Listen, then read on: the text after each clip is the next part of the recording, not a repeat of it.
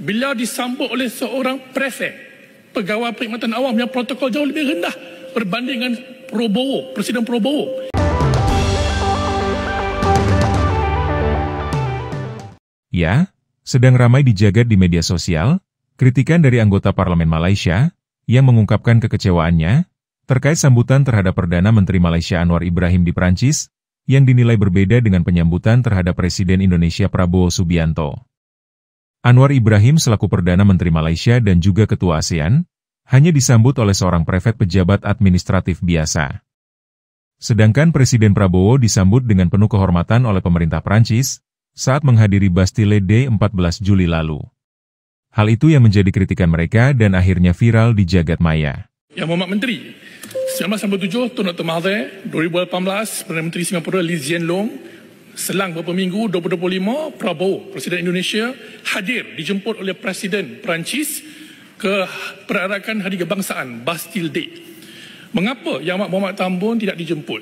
Malah, walaupun beliau seorang pengerusi ASEAN, beliau disambut oleh seorang prefek pegawai perkhidmatan awam yang protokol jauh lebih rendah berbanding dengan Prabowo, Presiden Prabowo yang mendapat sambutan daripada Menteri Dalam Negeri Bruno Retailleau.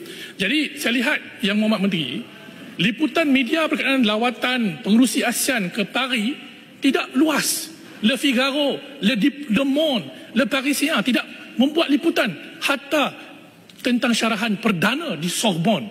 Jadi apakah Yang Muhammad Menteri bersetuju it was a missed opportunity untuk Wisma Putra mengangkat semula diplomasi kita ke tahap kuasa besar Perancis ini kerana kekurangan engagement yang strategik seperti yang saya katakan tadi. Terima kasih. Baik. Apa komen?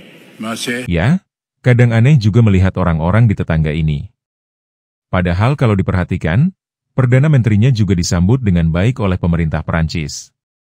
Entah model penyambutan yang seperti apa yang diinginkan, hingga protokol penyambutan pun di negara lain juga dinilai. Apakah merasa negaranya paling berpengaruh di dunia? Maka perlu ada perlakuan istimewa oleh negara lain.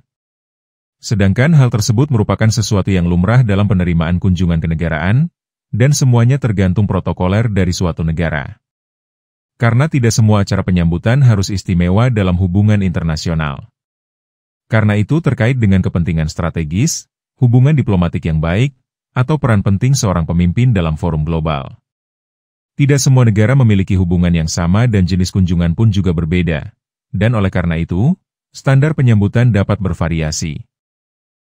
Jadi, penyambutan istimewa bukanlah standar universal untuk semua pemimpin negara, melainkan sebuah keputusan yang didasarkan pada berbagai faktor yang kompleks.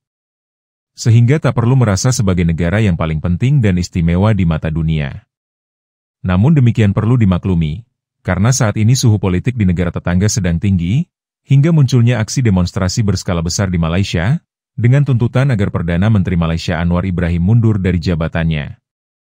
Sehingga hal yang nyeleneh pun dijadikan isu politik. Aku nak bagi tahu kat korang lah, himpunan turun Anwar baru-baru ni memang gagal dan jadi bahan lawak lah dalam sejarah. Kau bayangkan, walaupun ni kalau himpunan ni, dia orang punya dapat sambutan, kau tengok dia punya main dekat media sosial macam mana. Tu, sampai sebulan. Tapi kali ni kau tengok sehari dia main. Pasal apa? Dia orang malu sebab himpunan dia orang ni tak ramai. Sampai terpaksa kerah setiap ahli PAS, setiap kawasan ni turun pergi buat himpunan. Dan tak ramai juga. Jadi pihak polis ni sampai keluarkan kenyataan bahawa himpunan tu hanyalah sekitar belasan ribu saja. Dalam media akhbar bagi tahu hanyalah 20k saja yang turun himpunan. Tetapi hakikatnya himpunan ISET yang sebelum ni, RUU 35 yang sebelum ni lagi ramai pada himpunan turun Anwar ni. Jadi diorang dah malu, diorang cover lah kata 300,000, 500,000 yang hadir. Padahal kalau kau tengok, aduh memang tak ramai, serius. Bahkan himpunan tu dah jadi bahan lawak dah geng. Jadi bahan jenaka rakyat Malaysia. Bila mana wartawan tanya kepada peserta demo ni sebab apa turun himpunan Anwar, dia pun tak tahu nak jawab apa. Bahkan ada yang tak tahu MB Terengganu tu siapa. Siap boleh kata lagi Safwan, Afnan, dua-dua salah, kau bayangkan. Lepas tu terpaksa cover kan. Bukan main lagi up kan unit amal. Kononnya lepas daripada program tu unit amal tolong bersihkan apa semua. Alah, geng-geng sendiri puji geng-geng sendiri, biasalah.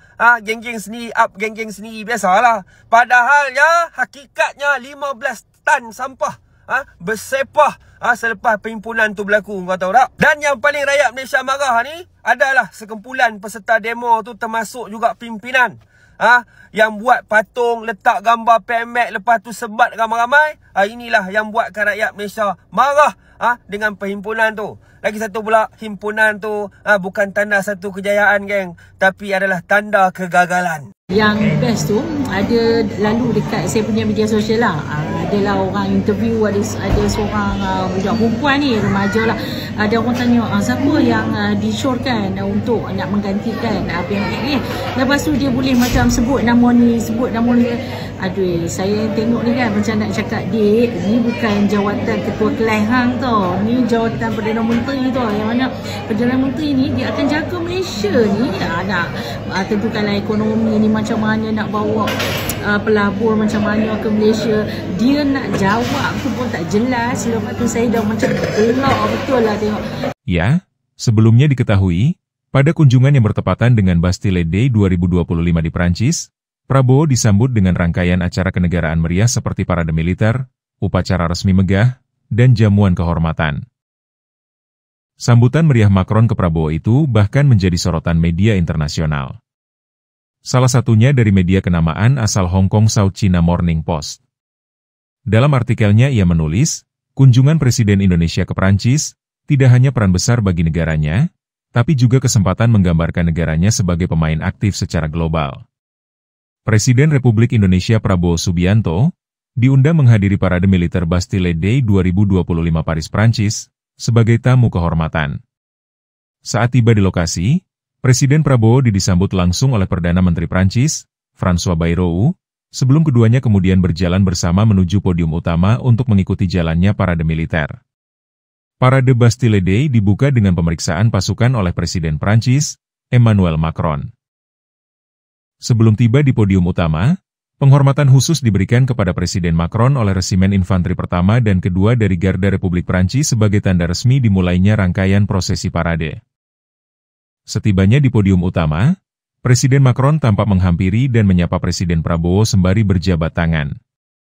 Kedua pemimpin negara tampak duduk berdampingan dan sesekali berdiskusi selama parade berlangsung. Parade seluruh pasukan militer dimulai dengan aksi udara formasi pesawat terbang Angkatan Udara Prancis yang melintas membelah langit Paris. Selanjutnya disusul oleh barisan pasukan yang dimulai oleh kontingen Satgas Patriot II dari Indonesia.